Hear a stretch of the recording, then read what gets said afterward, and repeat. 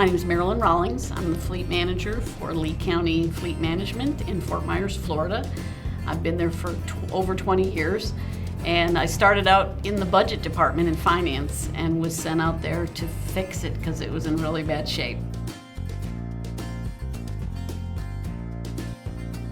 When I first came to things like GFX or different conferences, there were probably 3 or 4 women in attendance.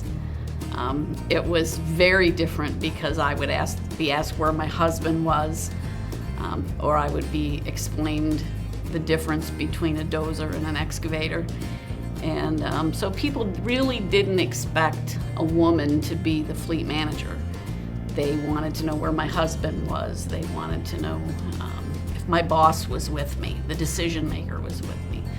So that's really changed. It's great to see so many women here at GFX to be representing us, and that we can do the job if we're willing to take the time to learn what we need to learn, just like anybody else. So being a woman, people just don't expect you to know about any of these things. But there were a lot of women that I met who were just said, I'm gonna be the director. I don't need to know about the equipment. I don't need to know about fleet. I'm just gonna lead the team. My approach was a little bit different, and I said, I'm gonna take the time. I'm gonna get the certifications. Because I didn't like it when people said, well, what kind of car do you want? What color do you like the best? I wanted to be able to make informed decisions. And so I took the time to learn. And so I think that's the biggest piece of advice or counsel for a female. You have to prove yourself. There's a learning curve, but there's also that stigma still a little bit in the industry that women don't quite know as much.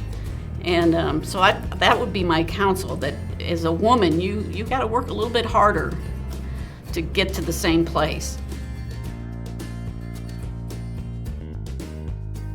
I think the biggest mistakes are when you try to bluff, because when you're new, you don't know everything, and you want everybody to think that you do.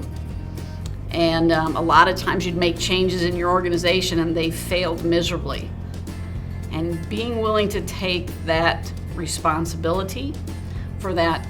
For example, we did a leadership training program, and I was real excited about it. And I presented it, and the guys, a lot of the guys really had their lives changed. And then one of my guys came into my office and he said, Marilyn, you're not living what you're talking. And I said, what do you mean? And I thought I had them all fooled. And he said, you're not doing this. And I had to sit there and say, you're right. I'm not living in that area. I'm not walking the walk. I'm just talking the talk. And so it's sometimes just humbling yourself and saying, I made a mistake. I messed up. And people usually will respect you for that.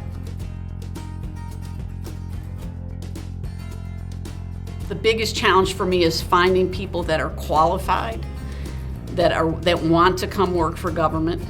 They can go in private industry and make more than what I can pay them, and I have to make them want to come to work for my organization.